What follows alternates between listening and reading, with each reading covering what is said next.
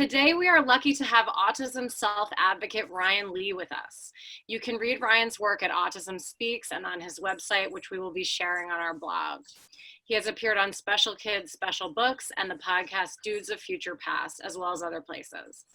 He also has a YouTube channel where you can learn more about him, which we will also share. Ryan, thank you so much for being with us today. We really appreciate you taking the time. Thanks. And I also have a poetry website called Art of Ryan's Heart. Yes, I forgot to mention that. Ryan is a poet. Thank you for reminding us. And we will put that up as a link on the website as well. So I just wanted to start by asking you, what do you most wish people knew about autism? That I knew it's just a different way our brain functions, and it's not broken. And either we're born with it or we're not. And there has been talk that some of the symptoms occur that, there's been talk about curing autism, but some thought maybe if we could separate the symptoms from the autism. Like, you've heard about The Good Doctor, right? I learned about it from reading your essays. Yeah, like the main character, Sean Murphy, also has autism and Savant syndrome. They thought, what if his symptoms, like for not being able to pick up on emotional cues right away and take away, and he could still be smart. I mean, that's not how it works. I mean, with the symptoms, it's like a package deal with autism, okay? So you just gotta learn to live with it. I love what you're saying, because I know that you've written about how you don't consider autism to be a disease, and it sounds like what you're saying, you're saying that. Then do you want to elaborate on that a little bit, how we shouldn't view autism as a disease or a condition? It just makes us who we are.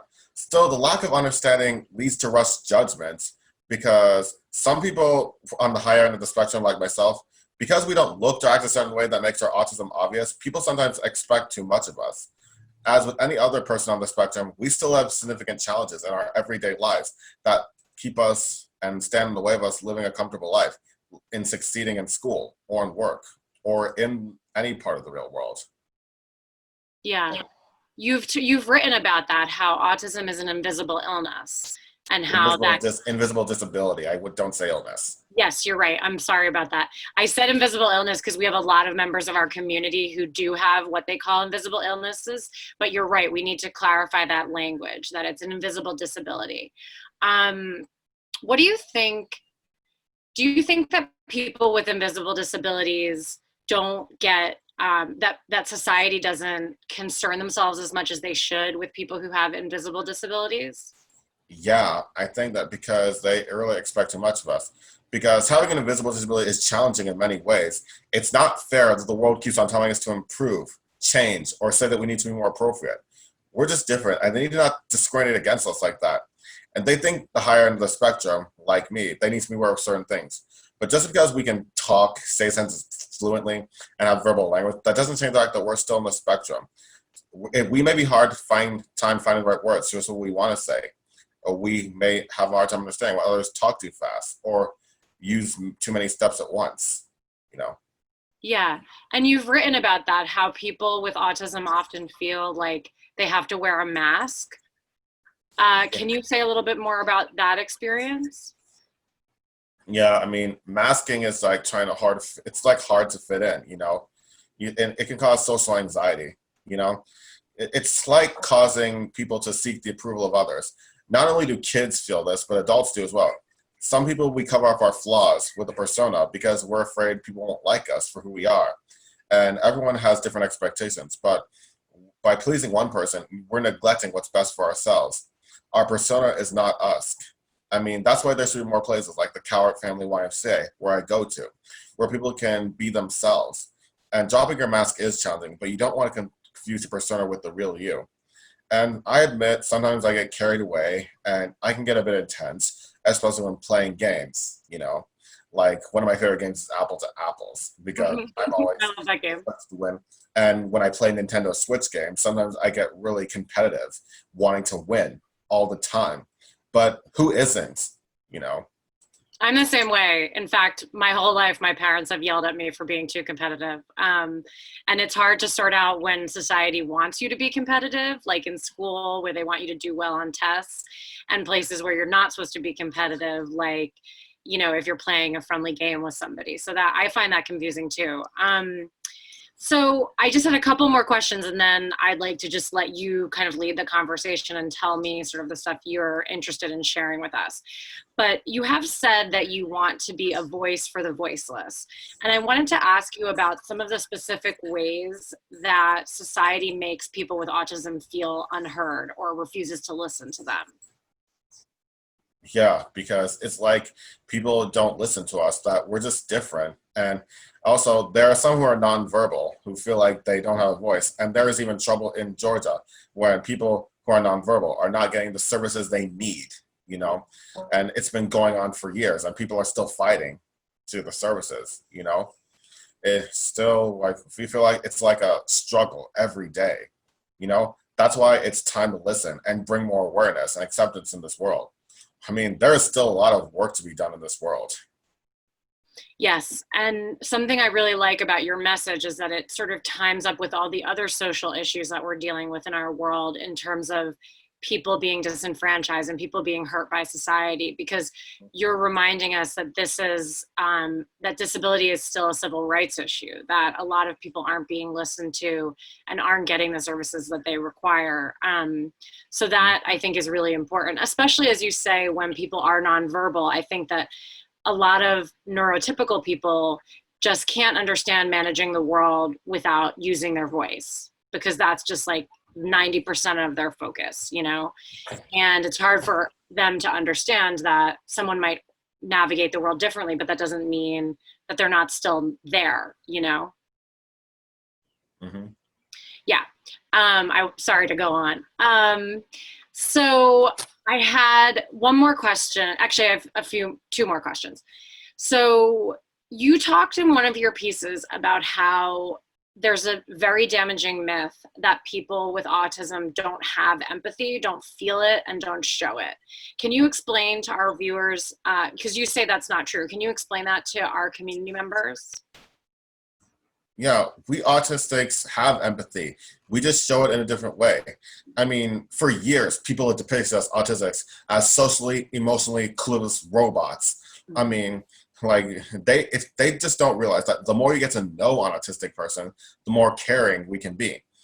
But the main problem is some people aren't direct with how they are feeling. If people can be more direct with how they're feeling, it'd be much more likely for us to show empathy. You know, you get what I'm saying? Oh, absolutely. In fact, I think that any neurotypical person who knows someone with autism could tell you that they certainly have empathy. So that has not been my experience at all. But yeah, I do think I agree with you that still the image we see in like in television is of people with autism who are geniuses who don't want to have any friends or anything like that. Yes. Yeah, the thing is, like, yes, we autistics have a common challenge in lacking empathy, but that isn't something we should be yelled at or punished for all the time.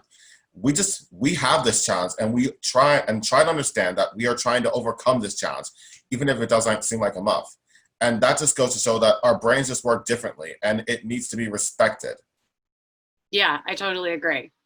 Okay, I just had a one more question, and if you're not interested in this question, you can just tell me. But we had a question come up. So we have it like a social media aspect to our community online, and I'll send you a link to it so that you could join if you're interested. Because I think a lot of our community members will have questions for you about this interview, and we have our community is inclusive. So there's people with all kinds of differences and disabilities there, a lot of people with autism, lots of people with lots of other experiences.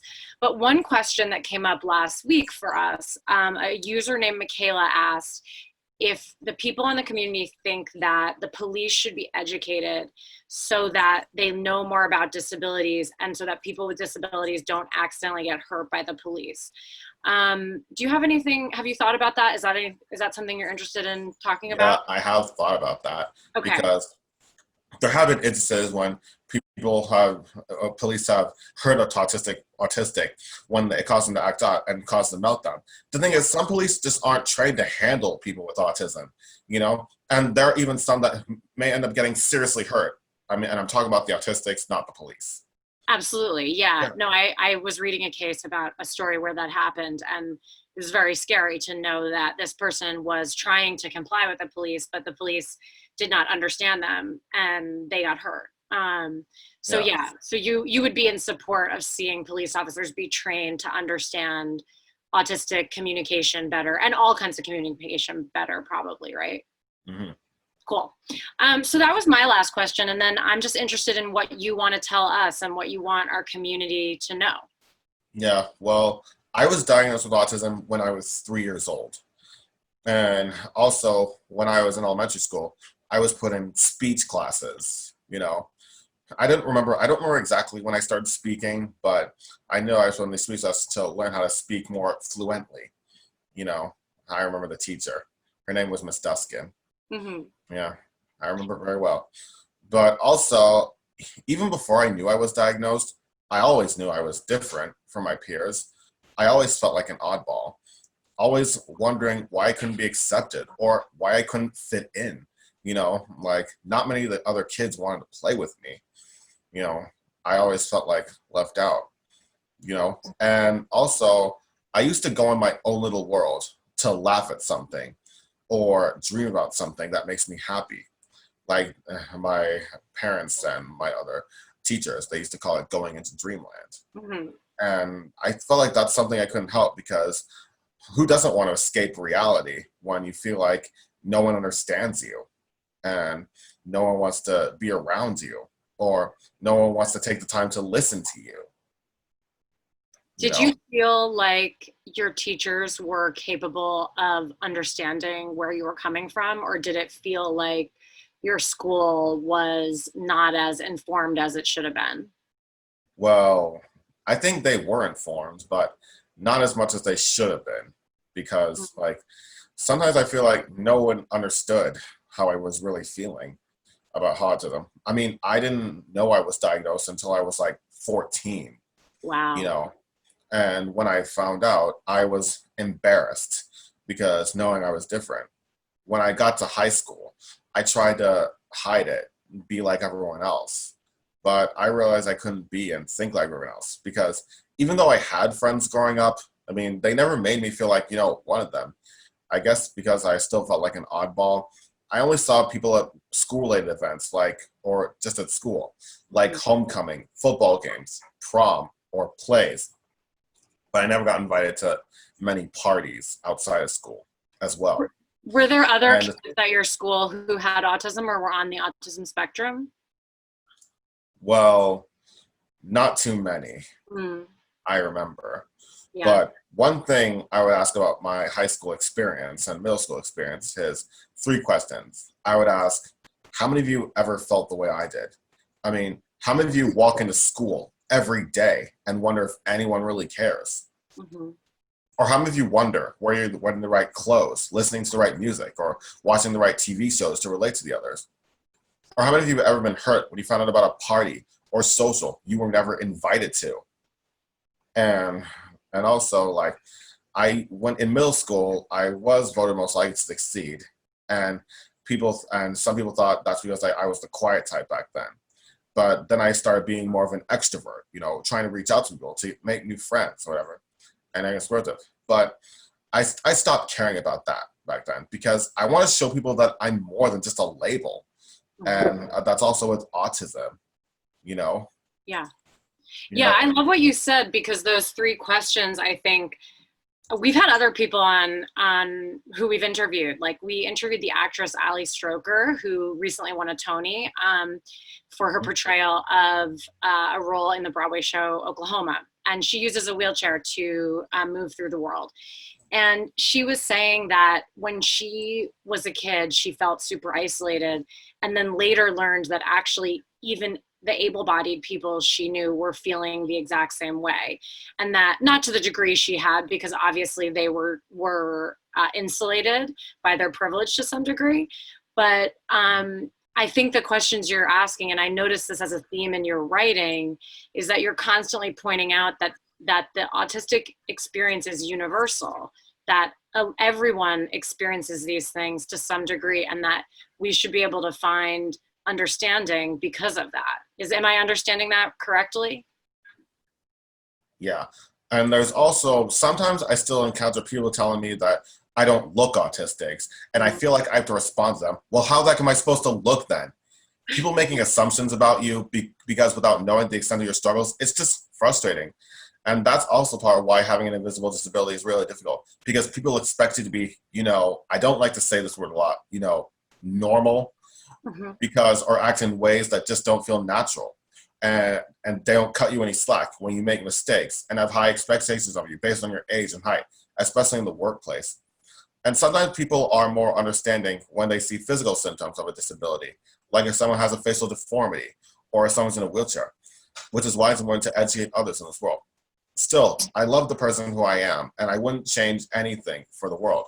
And also, I wouldn't pretend to be something I'm not just to impress someone. But it's still hard to fit into a world that doesn't always fit you.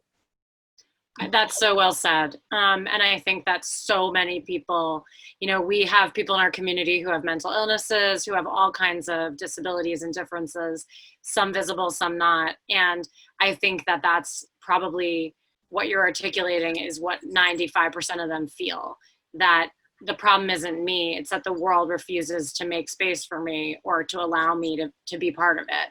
And so I love that you said that. Do you have anything? I know you're a poet and I've read a bunch of your poems. Oh, there's a bit more I want to say. Oh, yeah, yeah. I'm sorry. Keep going. It's important to remember that autism is autism. And people whose disabilities are invisible, we're very aware of our own difficulties and we're extremely sensitive to others' negative reaction. And some people just don't understand what it's like to be us, to be autistic. And they assume the worst about autistics, like we're stalkers.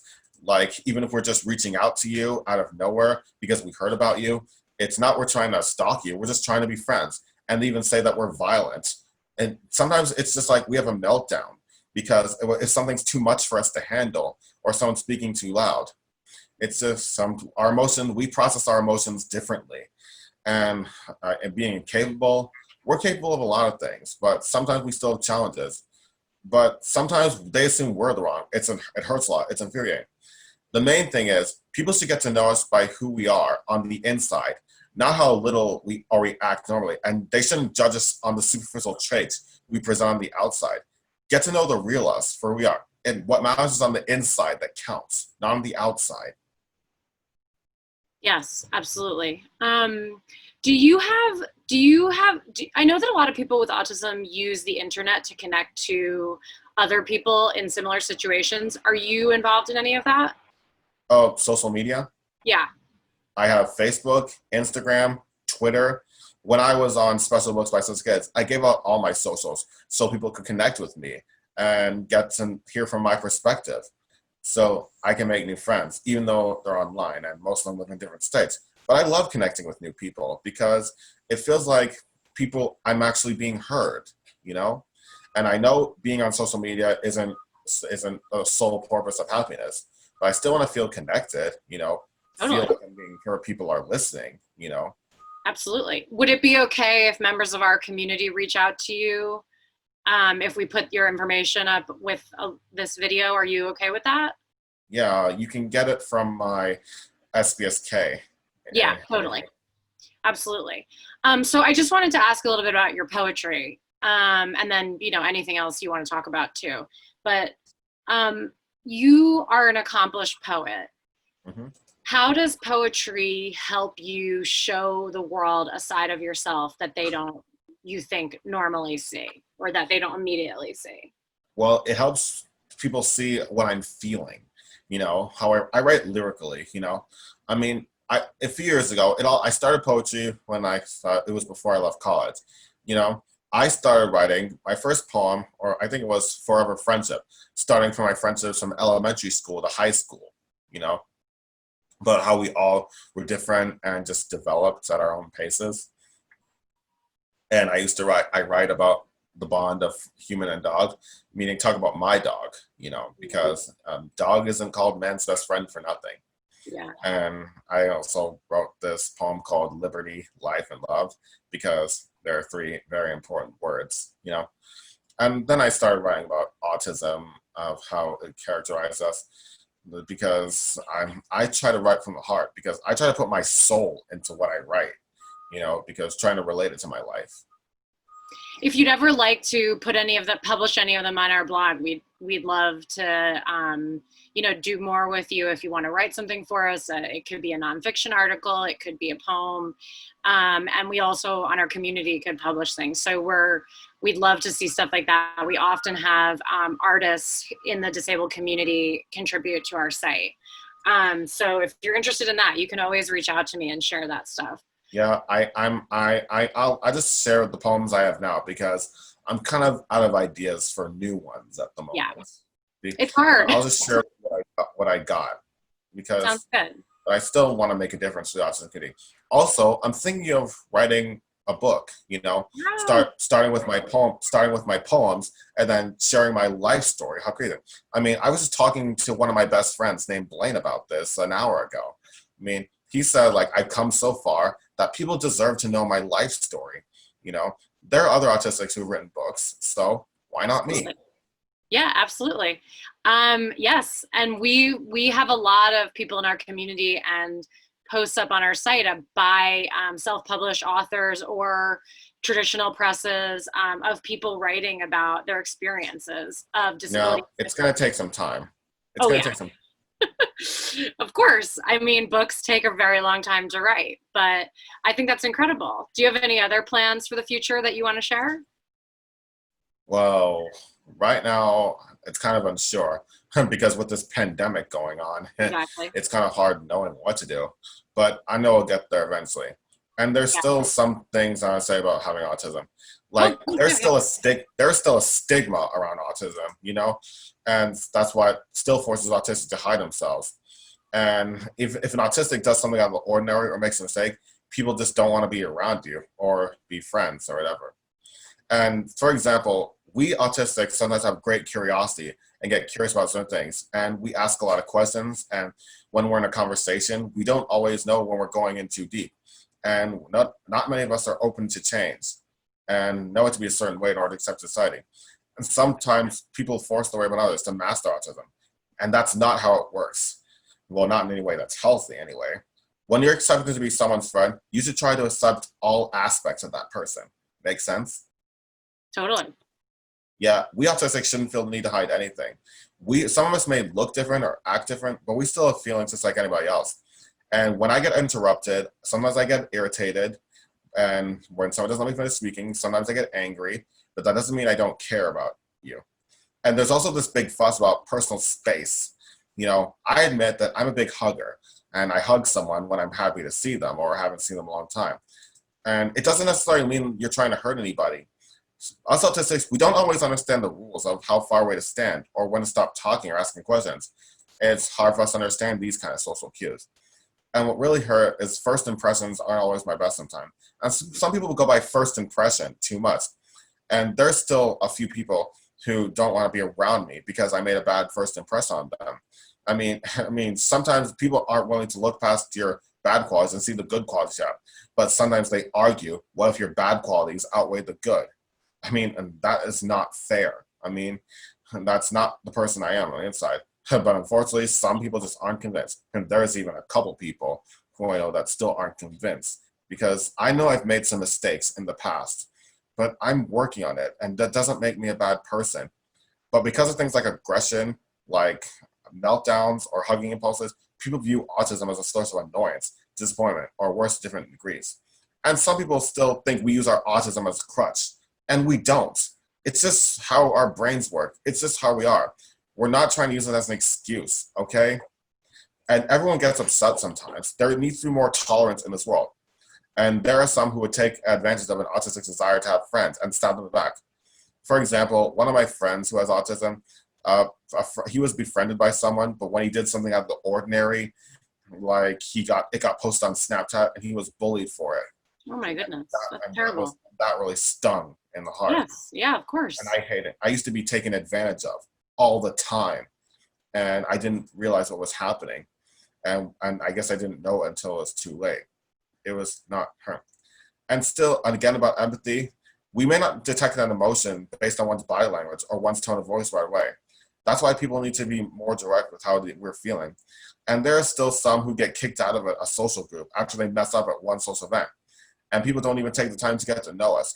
And you have to agree that it's not fair to place judgment upon someone when you don't even fully know them. Having a true friend is someone who accepts you for you, regardless of your flaws. And I'm very blessed to have friends like that. That's amazing. That's really, really helpful. Thank you, Ryan. Yeah, and I used to be called weird all the time. But just because I can be a little weird doesn't make me less human, you know? Yeah.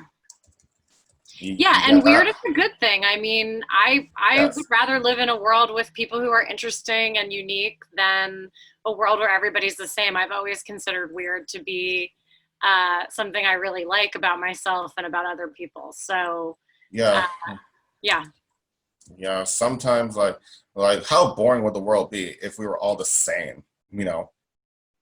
absolutely. Yeah. And also, there's one thing that bugs me. One of the hardest things about having autism to deal with is not being able to pick up on emotional cues right away based on one's body language or features. And there are some who ditch you and just don't want to be around you for one stupid reason or another. If only they could just tell if we're doing something that's bothering them or making them uncomfortable instead of leaving us in the dark. Then we can try to fix it. It's not the end of the line. But again, some people just aren't right. This one time, I met a new person in my improv class, and we seemed to hit it off pretty well. And then he invited me to my house to play D&D. That stands for Dungeons and Dragons, by the way. Mhm. And we seemed to hit it off pretty well. But I guess when I thought I was joking around, I kind of said something that made him uncomfortable. And then next time I saw him, he just kept walking away from me, and I didn't understand why, you know. And then later on, I heard from someone else that I said something that made him uncomfortable. But then he said he just didn't want to hurt my feelings. But newsflash, keeping us in the dark does hurt our feelings. That's why you need to be more direct with how you're feeling, okay? So And you would have appreciated it. Oh, sorry. yeah, what were you gonna say? Oh, I'm sorry. There's a little delay. I didn't mean to interrupt. I was just going to say you would have appreciated it if he had said to you directly, please don't say that. That makes me uncomfortable. That would have been better, right? Yes, yeah. I mean, and sometimes we just don't. No one says the right thing all the time. Okay, even if we're just joking around. I mean, it still hurts. I mean, sometimes making new friends is hard. Trying to be perfect is hard. But I'm not trying to be perfect all the time. Okay, and nobody in this world is perfect. Nobody in this world is normal, and there is no normal. So sometimes I feel like people just need to be more tolerant and get over it. Yeah, I mean, that's a huge message that's very important to us in sort of all aspects. I think that if people with disabilities had all the rights they deserve and people were tolerant of them, we'd live in a much, much, much better world. Tell me about it. Yeah. But unfortunately, there have been instances where I've been heard that people won't come to me because they think I'm too intimidating because of when I talk. Look, I'm not trying to be intimidated because I'm just not afraid to say how I feel. And I have a very strong voice. I mean, my grandma always said that, I have a very strong voice. So do But I. still, but just because someone intimidates you doesn't mean they don't deserve to know how you're really feeling for them. And hearing it from someone else, it doesn't make the situation any better. It just makes it feel worse. I actually think you have a special talent because a lot of neurotypical people, as you're pointing out, can't talk about how they feel. And if you're able to talk about how you feel, that's actually a gift. Because a lot of people, I think, struggle a lot with their emotions because they are so passive and are not able to explain to people they care about how they're really feeling. Yes. And I get tired of being told all the time not to react when I hear it. I'm not something I'm not gonna like. I mean, even if we have some control over our emotions, we still can't turn them off. So they can't expect us to not react all the time. Mhm. Yeah, and that example is really interesting because it totally breaks that stereotype that people with autism don't have feelings. Because actually, you're showing that you have just as many feelings, if not more, as other people. Mhm. And you're just not as either good at hiding them or you're better at showing them. I think our culture kind of asks us to hide our feelings, but I don't actually personally think that's a good thing. I think No, it's it isn't. And good when people also, can express I themselves. I just hate when people ditch you when you say something like in a program, and you have to say like, I didn't mean it like that, but they don't care. I mean, so nobody's perfect at what they say. And I'm just tired of being given a hard time when you unintentionally say something stupid or inappropriate. And that's why I said it's not fair that the world keeps on telling us to improve or change or be more appropriate. Nobody's perfect, okay? That's why. Yeah, and that you want to be accepted for who you are, not for not to constantly be told to do something different. I mean, I think we all feel that way, and that must be incredibly hard to get that message from society all the time. Yeah, but that's why there's a lot more work to be done in this world. Yes. Well, so you're an activist for these issues. And this is I'm super moved by the things you've said, and I think that the people in our community will be really interested in hearing them and also really agree with you. Is there anything else you want our community to know about you or autism or just how people should be treated in general? Like, just get to know us for who we are on the inside. And we're not perfect, okay? And don't judge us by first impression, because that just puts too much pressure. And just sometimes you gotta dig deeper, you know? Dig deeper when you meet the person. If you only met the person the first time, and there still is one time when I met someone new and I kind of snapped at them because I was under a ton of stress. They just didn't like me because they heard a history about me. But just because they heard things about me in the past doesn't give them the right to judge me right away. Mm. Because I know who I am. I'm a good person, and I know I may do things that are appropriate or whatever. And I sometimes have an impulsive desire to befriend everyone I meet. But most people see that as a bad thing, but I see it as a not being afraid to put yourself out there. You know what I Yeah, mean? I think that's very brave. I think a lot of people probably want to do that and don't have the guts, or they've been conditioned so much by their culture to hide their desire to make friends and be interested in other people and curious. I think those are very good qualities personally. Well, it's interesting. How old are you again? 28. 28, yeah. So I think that these are things, I'm a little bit older than you, and I think that I've noticed that as I've gotten older, people have gotten better at these things. Like, people have gotten better at talking about their feelings. So I'm hopeful some of that might change for you. Some of that might get a little better. But as you're saying, it's also a societal thing that we need to change, that we need to teach our kids, how to accept people who don't seem on the surface exactly like them right away. And I think, as you're suggesting, that education needs to go way back. It's not just teaching police officers or high school students, but going way back to when kids are in preschool and they're getting to know other kids. Yeah, and I created this group called Mask Your Mask. I want people to take off their mask and destroy them and be themselves, because I don't want them to feel like they need to impress me in order to fit in. Just be yourself, okay? No one should judge you. But unfortunately, there are some groups like that who just judge you. It Like, sounds like sorry. they sound like they say there's a safe place for autistics, but sometimes it's not, because they're expecting you to be a certain way. Yeah. Like, such the hypocrisy, am I right? Seriously, yeah. And it sounds like anyone who's lucky enough to be your friend has a very loyal friend in you, because I think you probably aren't very judgmental of other people's flaws. Yes, And we all I have. admit I admit that sometimes I can be a bit judgmental sometimes, even when I get into an argument with someone, or don't agree I don't agree with what they did, because I still have difference of opinion Yeah. too. And I want to be able to have a right to my opinion without hurting someone, but you can't always agree with someone all the time. Just right. You're allowed to, even with best friends or when you're married to someone, you're allowed to have difference of opinion. Absolutely. So Mask Your Mask, where can our community members find out about that if we have anybody?